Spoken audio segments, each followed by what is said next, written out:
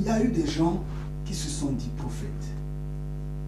Il y a eu des gens qui se sont dit pasteurs, éducateurs et autres, qui ont fini par prendre des armes ou faire de la politique pour vouloir diriger, je ne sais pas, un État, devenir député, ministre, président de la République et autres. Vous croyez-vous que Dieu, je mets toujours entre guillemets, je le dis pour que les gens comprennent mieux, que Dieu qui est amour, lui qui a créé ces hommes, lui qui regrette la mort de chaque individu, la mort bien sûr apportée injustement à l'homme, lui qui le regrette, va pouvoir accepter qu'aujourd'hui par exemple,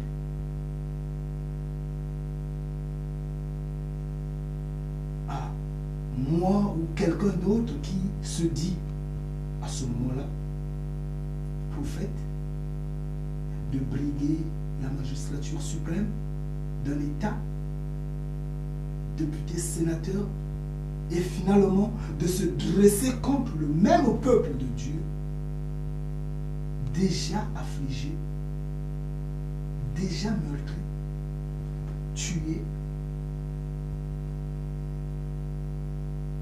les torturer, les entraîner toujours dans la tristesse. Vous trouvez que Dieu va le permettre? C'est ce que les gens ne comprennent pas. En fait, ce message vient éclairer tous ces points. Dans l'Ancien Testament, il y avait des, comment je pourrais dire, il y avait des guerres qui se passaient État contre État, royaume contre royaume, frère entre frères. Il y avait de ces conflits. Et Dieu avait trouvé que, en fait, Yahvé avait trouvé que les gens avaient surpassé de l'autorité, abusant de ce qui est la loi de Moïse. Et pour ne pas finir le monde, a emmené Jésus avec le pardon. Jésus vient, présente la foi. Jésus a bien dit, je ne suis pas venu pour détruire la loi de Moïse. Je ne suis pas venu apporter la paix. Il le savait pourquoi il a dit. Parce qu'il savait que ce que je vais apporter, c'est difficile pour quelqu'un de se contenir quand on te dira, quelqu'un te gifle à gauche, donne la droite. C'est difficile pour une personne de se contenir.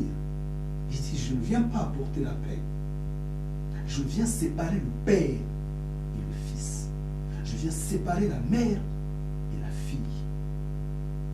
Mais dit, aimez-vous les uns les autres. Il insiste, aimez-vous les uns les autres. Pendant ce temps, comme il a dit que je ne viens pas détruire la loi de Moïse, tu ne tueras pas, la loi de Yahvé. Tu ne voleras pas, la loi de Yahvé. Tu ne commettras pas d'adultère, la loi de Yahvé. Des faux témoignages, pas de faux témoignages, la loi de Yahvé. Tu ne te feras pas de représentation quelconque. Tout ça, Jésus n'a pas touché. Jésus a modifié juste la loi de Moïse. Quelque part où la tradition israélite était un peu ambiguë, là, il a censuré tout ça. Jésus s'est passé, en fait, à insister en balayant d'un coup de revers la loi de Talion. Œil pour œil, dent pour dent, si on peut le dire.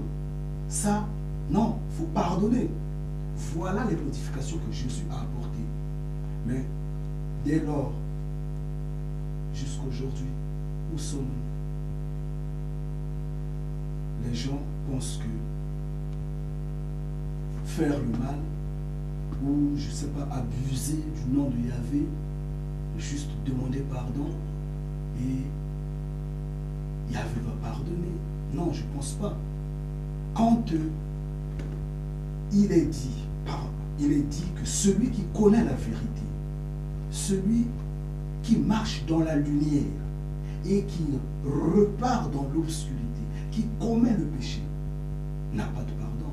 À ce péché n'a pas de pardon. Mais qu'est-ce qu'on remarque à ces hommes, ces religieux? Qu'est-ce qu'ils disent? Il faut seulement demander pardon. Aujourd'hui, il commet de l'adultère, il demande pardon. Après-demain, il repart, il commet encore de l'adultère, il va redemander pardon. Il va tuer, il va demander pardon. Il y avait pardon, d'accord. Il va encore tuer, il va encore demander pardon.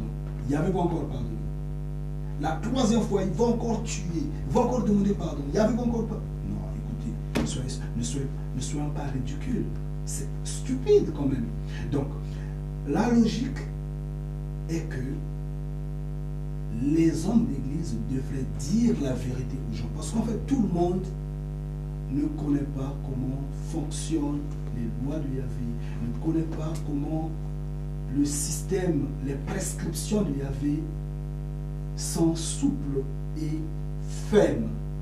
Mais les hommes, si aujourd'hui quelqu'un se lève ou inspiré par l'esprit de Yahvé, forcément sera dans la